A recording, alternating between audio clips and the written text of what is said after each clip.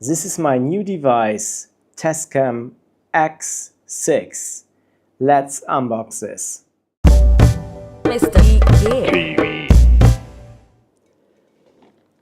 Tascam X6. Let's unbox this thing.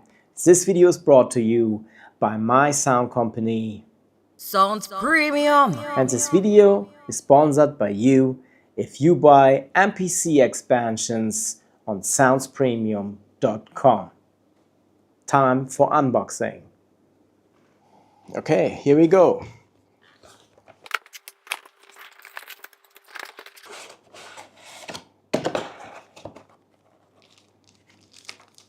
Manual inside, and there it is. Tascam X6. Yes, very light, very nice. We got two XLR,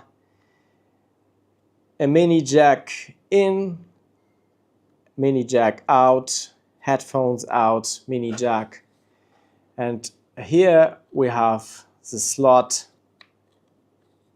for the SD card, micro SD, USB connector, on-off hold button, and yeah, very nice. Oh, there are also batteries inside.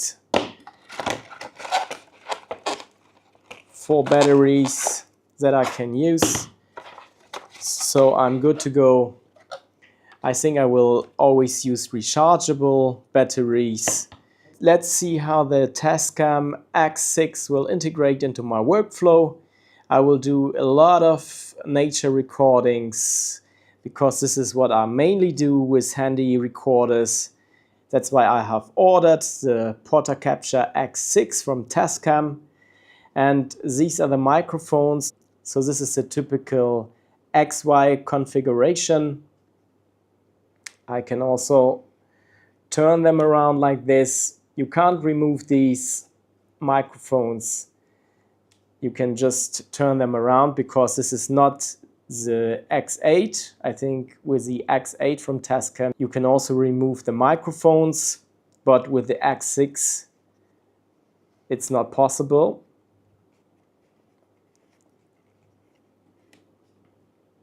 Yeah, I also have my Zoom H4, a very old model, which I have right here.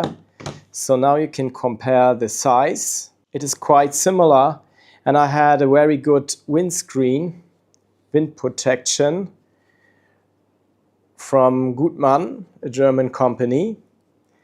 And you can see this one is especially for the Zoom H4. It fits perfectly onto this device, and I really hope that I can use the same wind protection because it's quite good also for the Tascam X6. So I hope that this will also fit here. So let's give it a try. If not, I'm in emergency because then I can't use this one, because without wind protection it is not possible to use it. So let's see. Yeah, it's also fitting, no problem with that. It's a little bit tighter, but it's fitting. Power on. Here we go. We have different languages. English, I will go for German.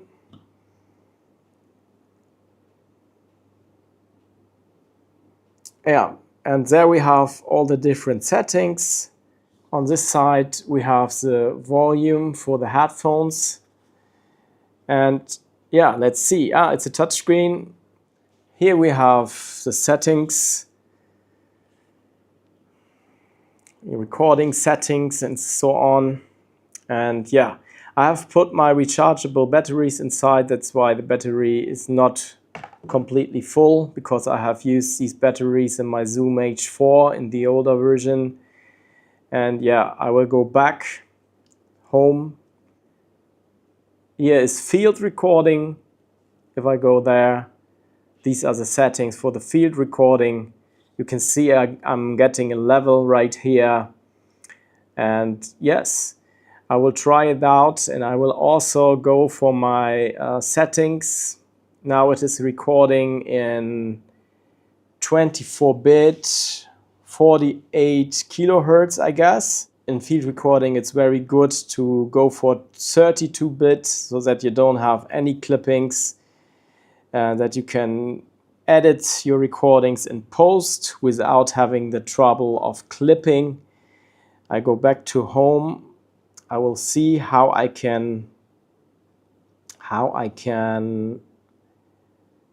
yeah, I have no card inside. I have to put a micro SD inside. I go to the menu and I will go to the settings of the recording, and I will go for wave.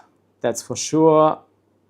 The rate is at 48. I can also go higher, 96 for example, and I go for 32-bit float. I know that this is not the industry standard, but for field recordings it is very good to have. Yes, we do it like that. Then we go back and everything should be saved already. And yeah, we have some filters, which is a low pass filter. We have a gain. We can set the gain to low. Standard wise it is put on high. Yes, I think I have all the settings, and I will try it out and I will give a review if you like. Just put something down below in the comments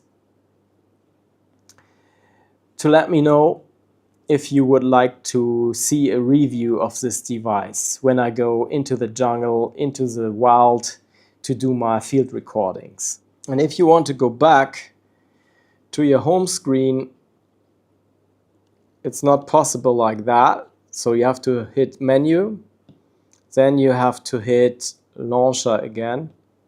And here we go.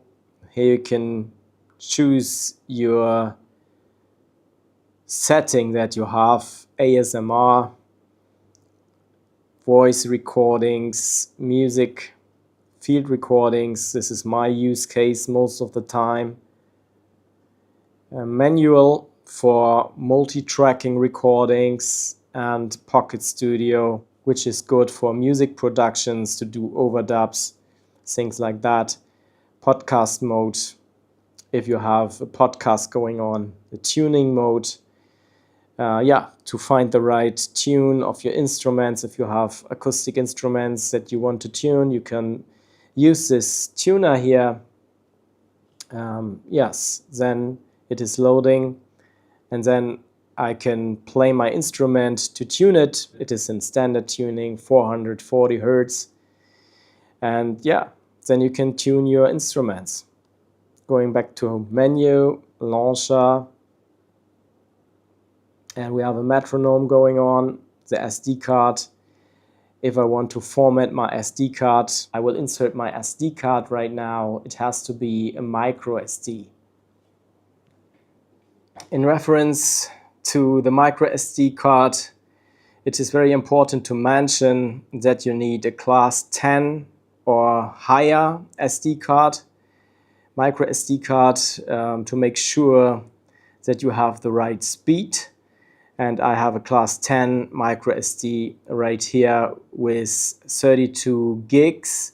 I think you can go much higher, but I'm not sure how high you can go with this device. So this I have to look up in the manual, but 32 gig should work. So let's insert this card. Micro SD slot is on the side. You can pull it out like this. So here we go. Inserting the card right here. Make sure that the broader side is face to yourself and the smaller side is going inside of the Tascam. Yes, it's very easy. Close this one again and let's see. Power on.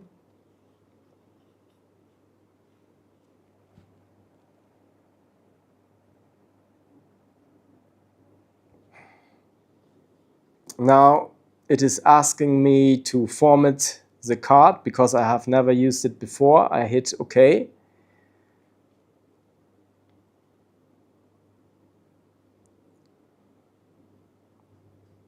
Yeah, now I'm good to go. I can check the settings again, going to card, and it is right there. I can disconnect the card, but this is not needed right now. The card is new. And let's go back to what I want to do, to field recording, like this. And here we go. Right now I have a fan in my room right here because we have summertime in Mauritius. It is consuming a little bit of the battery energy. A new cable fed up right here. And now it is showing me this USB sign. So I know it is USB powered now. And yeah, this way it is working as well. My power bank is fully charged and I think I can run it quite longer now. And yeah, I have no batteries inside, so this is a proof that it is working only with a power bank in this case, which is very good. And to switch the device off, you just hit this one here down, and then it is shutting down again. So I can put my batteries inside again. Also here I have something for a screw. So in case I just want to use any external stand, I can just screw it right here. So in this case I'm going for batteries and my power bank. So I have always enough power to record. Also longer things, because I am living in Mauritius and I have a lot of things to record here. That's why I'm more and more back into field recordings again. And my old Zoom H4 is a nice device, but it has some noise when I'm recording. This should be different with this device, and I'm always using the inbuilt, or I'm very often, not always, using the inbuilt mics, because when I'm on the go, when I'm in the bush to record things, I don't have the time to set up mics and everything, because speed is the thing I'm going for when there is a bird or anything that I want to record real quick. I don't have the time to set up my microphones and to put further mics. Of course, in a studio setting, it is completely different, but when I'm in the bush, when I hike there, it is very difficult to carry around so much gear, you know? That's why it is like it is. I use the inbuilt mics, the Zoom H4, this old handy recorder. Cannot record in 32-bit.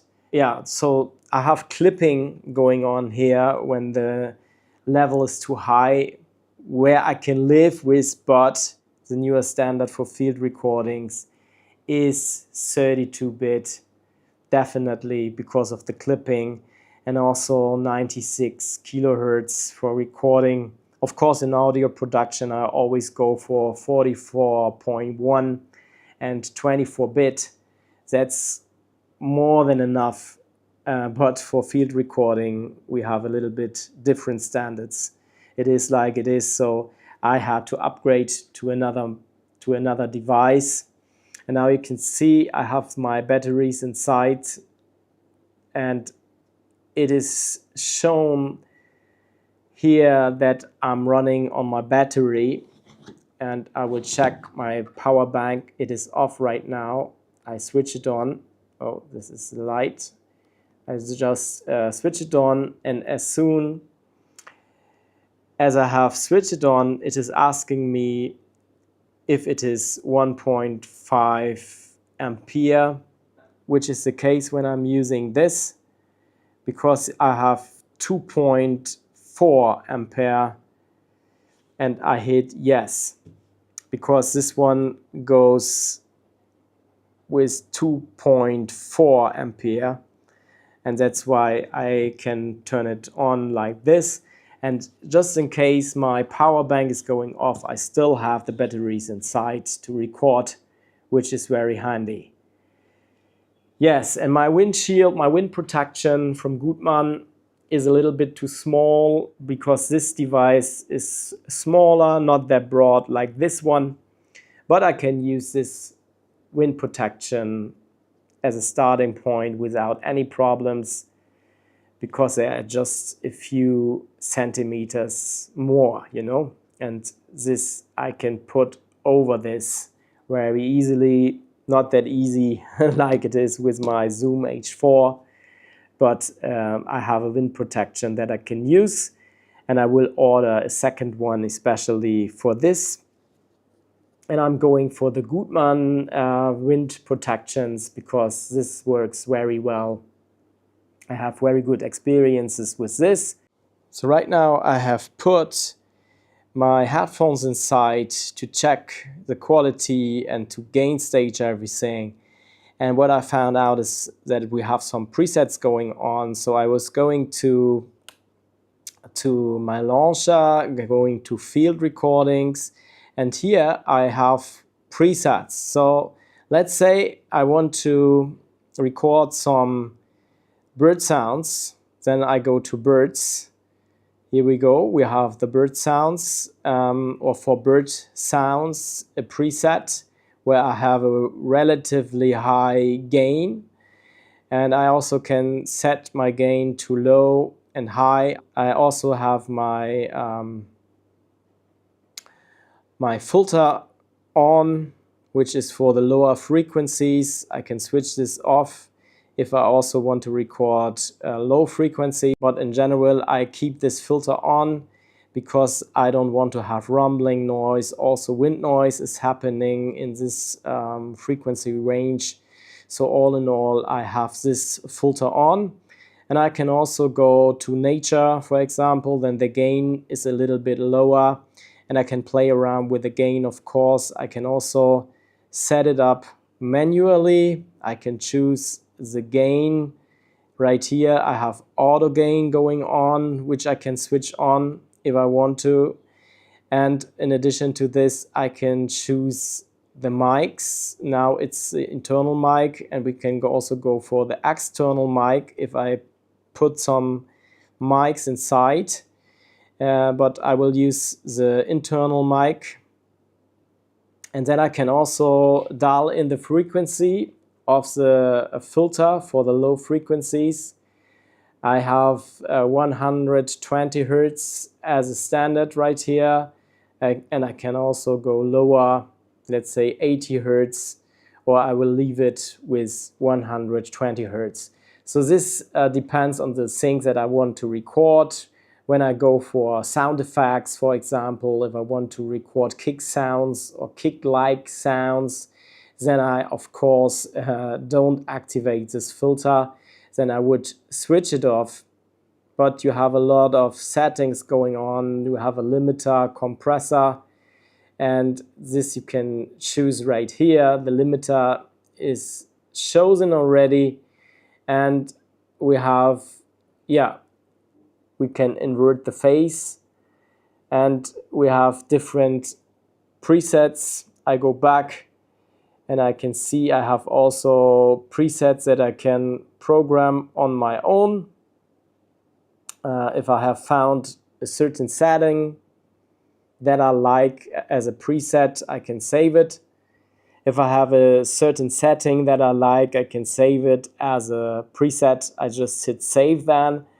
And yes, I have cars, I have city noise and all these things as a preset already. But when I will record, I will play around with all these things. This is just an introduction. I have to get to know this device as well. It is just my first impression. Thanks for watching. See you next Sunday, 9 o'clock, Mr. DKTV. Greetings from the east of Africa. I'm out of here. Blessings.